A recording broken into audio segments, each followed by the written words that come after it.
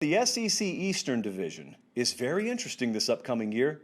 Georgia's not wearing the crown. Well, at least they weren't at the end of last year. It was Florida, and yet why do I believe, along with many others, that they really never took the division by the throat? It's such a weird thing. As I've said many times, we were sitting here last year. If I were to tell you Florida's going to beat Georgia this year, Florida's going to have a Heisman finalist this year, Florida's going to win the East this year, you would have thought, my goodness, the SEC East has been turned on its ear. Finally, Florida and Dan Mullen, they've ascended to the top, and it just doesn't feel like that for a number of reasons. But I want to talk about the swing games in the division this year, because swing game does not always mean biggest game. Swing game essentially is what we use to get to the end of the year, and we look back and we say, circle the game that really determined how the rest of the season turned out. And so let's go down the list here. Start with Georgia. I'm not making it the Clemson game. Why not the Clemson game? Well, because even if they win by 30 or lose by 30 in week 1 against Clemson, everything they want to accomplish is still on the table. Georgia's got a strong enough schedule that if they win out, they'll be in the playoff. They can win the division. They can win the conference. So I think their biggest circle game is Florida, and it's week 9. The East could be on the line there, but obviously it's a rivalry game, and there's a lot of get back to be had there too. This was a game where Georgia kind of got embarrassed in a lot of ways last year. This was pre-JT Daniels. JT Daniels has not had a crack at Florida. This was still the hashtag Stetson Bennett era last year. Georgia's going to be a double-digit favorite the rest of the way. After I think we're looking at their schedule right now. So they play Florida there. It's the day before Halloween. Well, then you got Missouri, and you got Tennessee, and you got Charleston Southern, you got Georgia Tech. I don't care if they're on the road or at home. Georgia's a double-digit favorite the rest of the way. So by this time, obviously, we know about both offenses. Georgia, Florida, that is, at least for the Bulldogs, that's their big swing game of the year to me. And you could also call it their biggest game of the year, especially in conference. How about Florida? Because to me, the Georgia game is not Florida's swing game. This is how this game gets played. Florida's got Alabama in week 3, but I don't think that's the swing game either. Because again, they could lose to Alabama and still have every one of their goals on the table, but it lets us know where Florida is. If you're a Florida fan, we watched that Alabama game. For better or for worse, we're going to know where we are, and then it's time to go to work, and then we sort of gear up to get into the rest of that conference slate. But they go to LSU in week 7. Florida at LSU. That's the Gators' big swing game. Because you're going to know after this game what that Florida-Georgia game is going to be, at least for Dan Mullen's team. Is it going to be for the East? Because they've already had 2 losable, very losable games, plus a couple of more by this point. So it could be that Florida is dead even with Georgia. It could be they're 2 games in the standings behind Georgia by this point.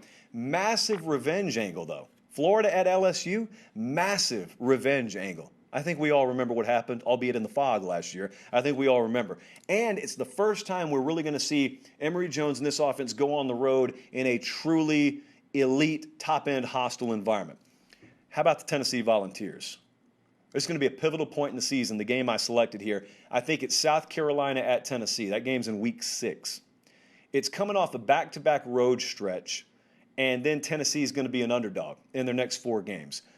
They're going to have a couple where they just find a way to win. I know that's so cliche, but they got to do that in games like this. This has been a situation, this has been a matchup where these programs, and this year's going to be no different, are in very similar territory. They both have first-year staffs. Tennessee's got the home field in this, but you're either going to have a shot of adrenaline here that you can ride into tougher games, or it's going to be the beginning of a descent, and you're kind of, resigning yourself to the fact that we're going to have to focus on early signing day. And that's the next really, really big circle date here for us, because it looks like after this game may be headed off the rails, because you got a bunch of tough games even after that one. So the South Carolina game is the circle game for Tennessee. Now, as for Kentucky, I picked the game at Mississippi State in week 9.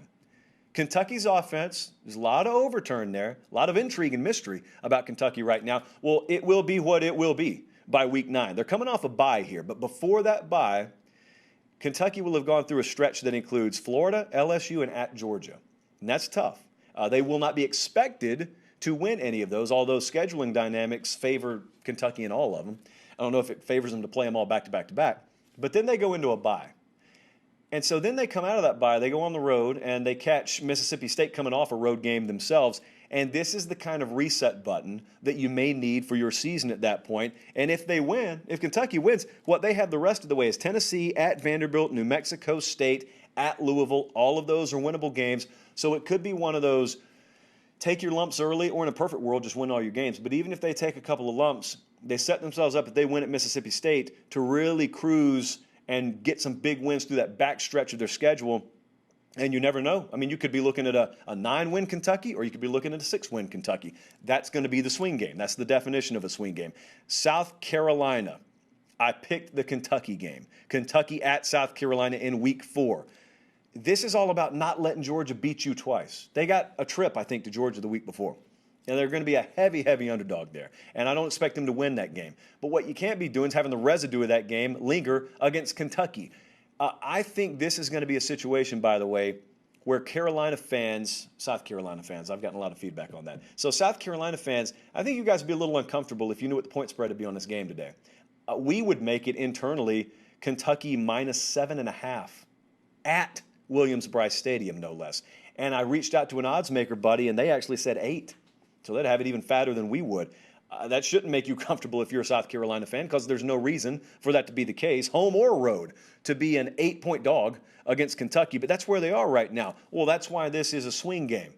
Win this game. I mean, that's the definition of a swing game. They're going to need a couple of gut checks this year. If they're going to hit any kind of reasonable win total, this is going to be one of those gut check games, because you don't plan on it happening against the likes of Georgia or Florida, and so you got to get it done here. How about Missouri? This game against Tennessee this year is their swing game for me. It's in week 5. This was the most disappointing game Missouri had last year, was their game on the road at Tennessee. It was easily my most disappointing moment for them, because we were on Missouri in that game last year. Missouri has Kentucky in week 2. Then they kind of go off the conference radar, and they don't reemerge until week 5 when Tennessee comes into town.